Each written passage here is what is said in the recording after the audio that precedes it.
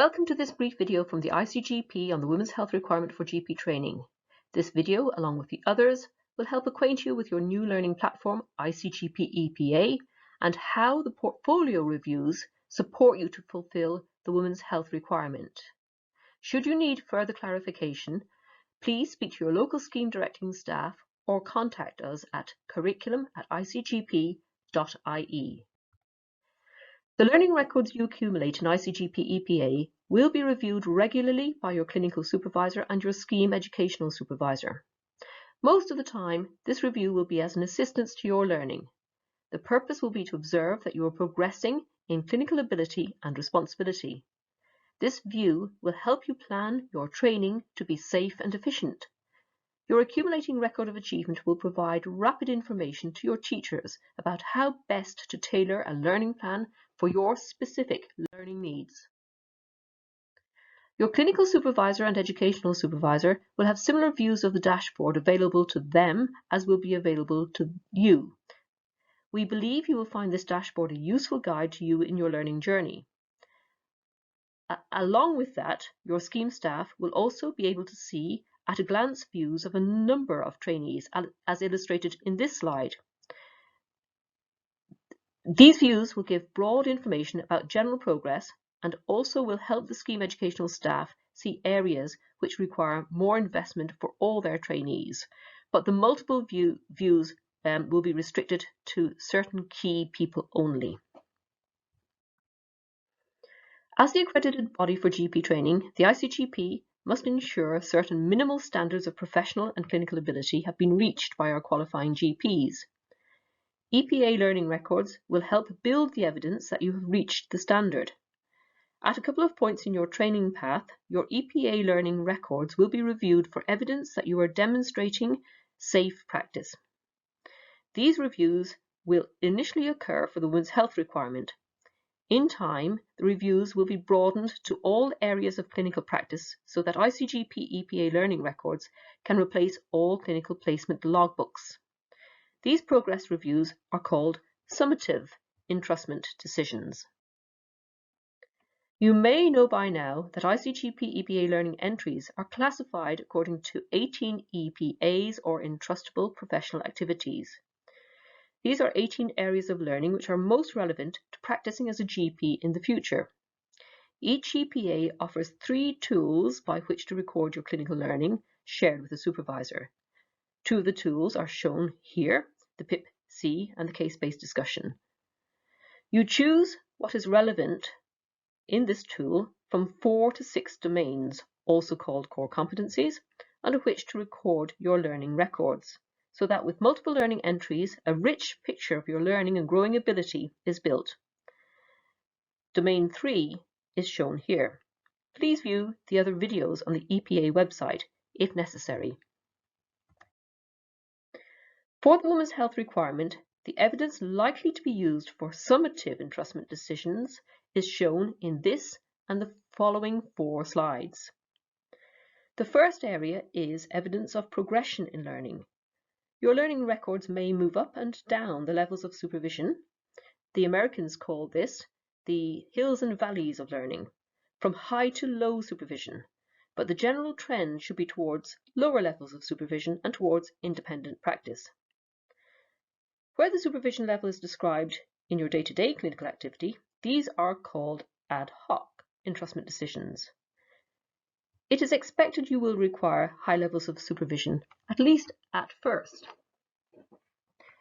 And we expect you to show professional growth.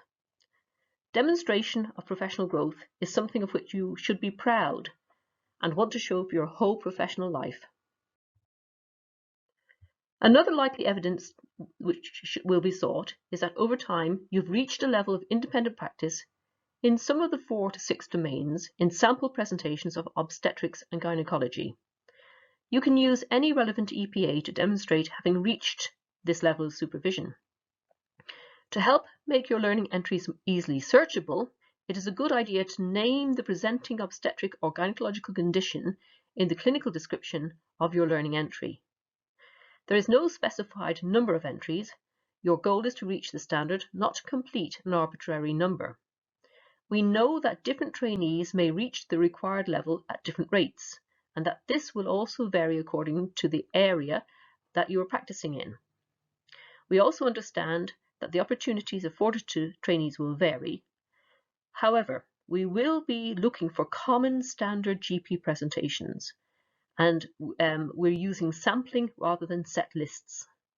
This creates flexibility in the system so that your learning records should follow your day-to-day clinical activity rather than you having to seek out target conditions. Proficiency in a number of clinical examinations and procedures will be sought. It is obvious that a qualifying GP should be able to safely perform a breast examination, a 6-week baby check, and an examination of the female pelvic organs. You will be expected and supported to gain proficiency in the important clinical procedures and examinations over the 4 years. Use the PIP-P tool for procedures and examinations. That is what it is designed for. Prevention is a large part of general practice, and the 2 areas of prevention which will come under focus in the women's health requirement will be contraception and cervical screening. Prevention also includes helping patients reduce their risk of heart disease, cancer, and many other conditions. Qualifying GPs will be expected to demonstrate competency in contraception consultations, cervical screening consultations, and some other preventive medicine consultations.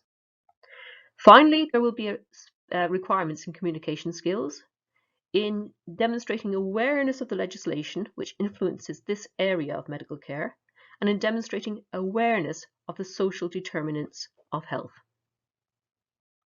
Yes, it is true. This is work in progress. The final structures and processes must not require actions from our trainees which are too difficult to achieve, or that the opportunities for those actions are unevenly distributed. And so we need data from your learning records around the country before the final requirements can be fully set. It is not in your interest to have these set too early, and we are building the structures and processes, taking feedback from our trainees and educators into consideration in order to have a fair and appropriate system.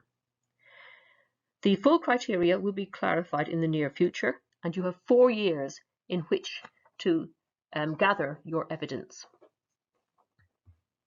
Do not leave collecting your learning records until it's too late. That's in no one's interest, and we hope that you will find the feedback opportunities that this system provides you to be very useful to your learning. Here is a tip for trainees in a hospital obs-and-gynae rotation. Use this time to gain proficiency in obstetric examination skills and in female pelvic examination. You're also likely to be able to pick up quite a few learning records in obstetric conditions and gynecological conditions. You will probably find the competencies of specific problem-solving skills, the domains of specific problem-solving skills, comprehensive approach, and holistic approach to be the most relevant domains to your clinical work as you get started. Remember, you only need to enter a learning record for one or a couple of domains. Who will look at these records? Your personal educational supervisor, a member of your local scheme directing team, will be your progress mentor. Progress meetings will be held in your area by your local competency committee. As a progress review approaches, if you and your progress mentor agree on your achievements, as shown in this slide, the competency committee decision should be relatively straightforward. This is a draft, still under discussion. If you do not agree with your progress mentor on your achievements, there will be deeper examination of your learning records by trained competency committee members. The final details will be available as soon as possible. This is an exciting time in GP training, and the latest developments in GP training are spearheading progress in higher specialist training in Ireland and beyond. These are the other training videos in the series. Each video is around 10 minutes long. If you have further questions, please discuss with your local scheme educators or email us. We hope you've enjoyed this presentation. Good luck with your GP training and welcome to a great career.